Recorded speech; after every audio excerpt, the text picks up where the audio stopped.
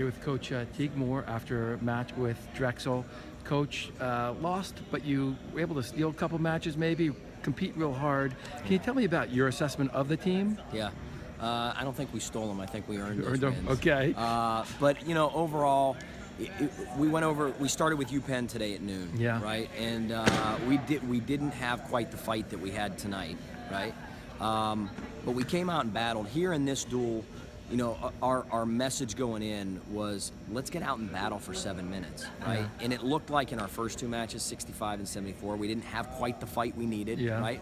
But then it started picking up, and at 197, we get a fall. We get a big fall. At 184, we get pinned, but look, our guy, he was getting after it. Yeah. And we ended up on our back. You got in trouble for being aggressive, right. which you don't want to complain about. We don't want matches to end like that, but I would much rather have our guy getting after it than just not doing anything at all. That's like mind-blowing as a coach. Our heavyweight comes out. Really, I feel like we put ourselves in a position to win that match. Unfortunately, he gets out with 1 second left and double ride out. It's like heartbreaking. Yeah. So heartbreaking because we were so close. 25, Josh continues to do his job, and he continues to get better in the little things that we've been doing in the room. So that's really exciting. Esteban, that's a win Esteban's been fighting for a long time. Not just specifically that wrestler, but that kind of win, right? Where you're going into their territory, you're in the opponent's home gym.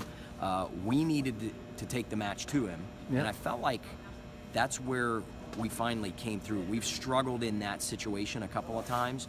Esteban is one of those guys, he does the work, he puts the effort in. He's a captain on the team, and he showed it tonight that like the heart, the effort, the attitude that we want out of our American University wrestlers, he showed it tonight, and he beats a really good opponent. Yep. DeVoy is That's his highest ranked win, right? Yeah, absolutely. It is. Yeah. It is. So, and then 141, like, I'm pretty sure when I watch the rule video, you're not allowed to run a guy out of bounds 6 times, 7 times. Like, so look, at the end of the day, that shouldn't determine what we need to do. We still need to score takedowns to win matches, right? Revelation. You got to score points to win matches. But the attitude and the effort is there, right? 149, again, our guy, they video review and take a takedown away that, again, I think if we watch the rules video and they say, this is what we're looking for a takedown. Guy's on his hip, you're covering, you stop all the motion, and then he reviews it on his own and takes it away. I don't know. I'm a little confused on that one. I didn't have a good angle at, so I didn't baffled. actually. I'm going to have to watch the tape. At the end of the day, look, our guy kept battling, kept fighting, kept putting himself back in the match. If we get the takedown that we earned at the beginning, I don't know if the end result changes, but it's even closer than it was, and that was a very hard-fought match from both athletes. From both athletes, it was a good match.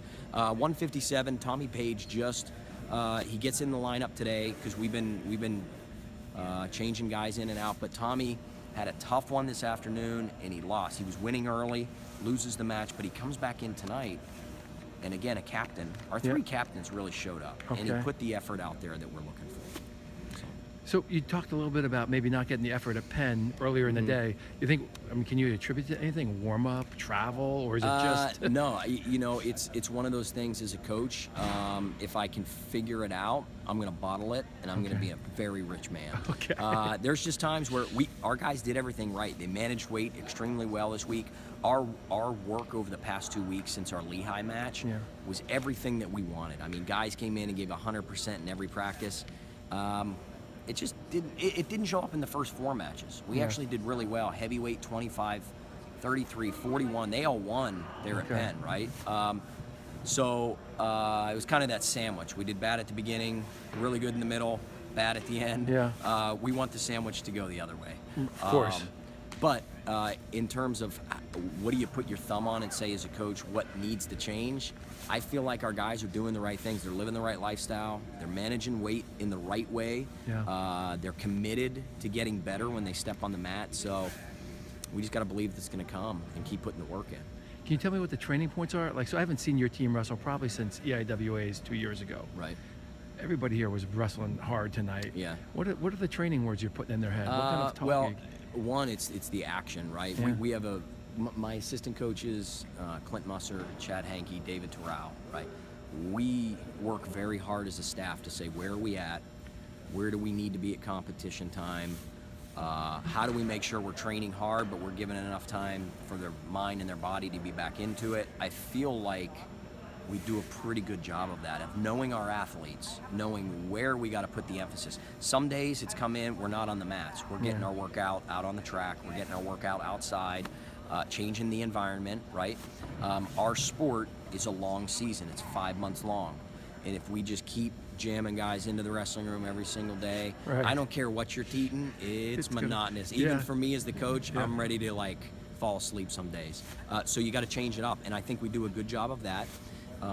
We ask the guys to speak to us. Our 3 captains do a really good job of communicating of, here's where the team's at, this is what we think we need. So there's a communication factor that's got to happen from everybody, from the walk-on all the way up to the head coach. Guys got to know where everybody's at. Guys have to know their duties, be willing to do their duties, and coaches got to be willing to listen and be willing to change.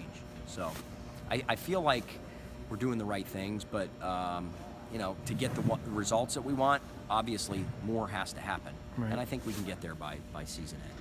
I'm not super familiar with American.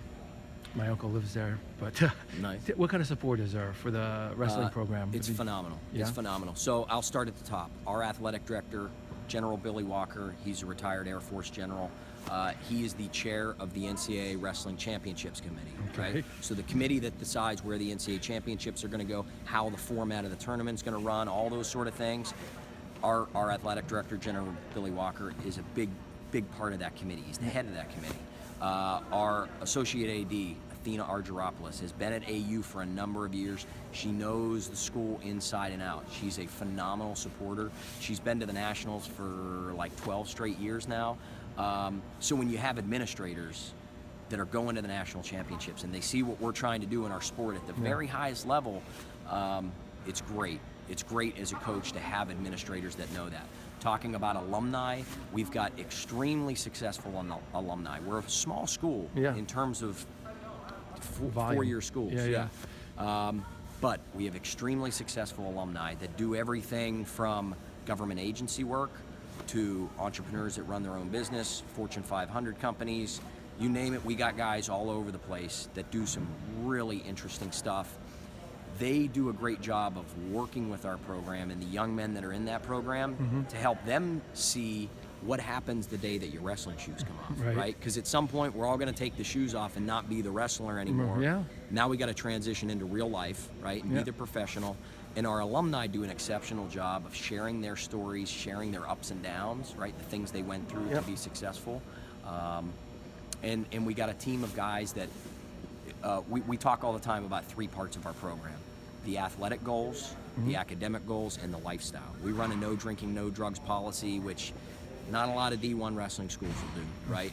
But our guys are committed to that lifestyle because it's such a tight core of how they live their life and their commitment to the high academic standards.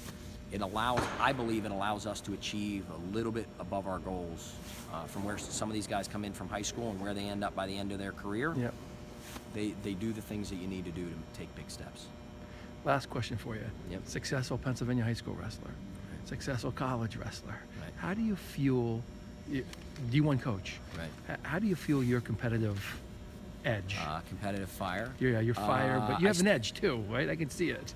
No, go ahead. I'm very placid. I'm very calm. Can't you see me when I'm coaching? I'm so relaxed. I didn't hear you all match. No, I still have that fire. I still jump on the mats with these guys, and they beat the snot out of me, and then I remember I'm 40, and I can't do that anymore. But look, we're Division I coaches. We have the highest of goals. I want national champions. I want to build a team that can fight at the national level with the best teams in the country. So that's what fuels me. That's what gets me out of bed every day. I got 4 beautiful kids. I got an awesome wife that supports what I do. You know, I'm taking off for a whole weekend. She's taking care of 4 kids that are 11, 10, and twins that are 7. So it keeps me motivated. Keeps me motivated. All right. Hey, thanks for the time, Coach. Yeah, thank you.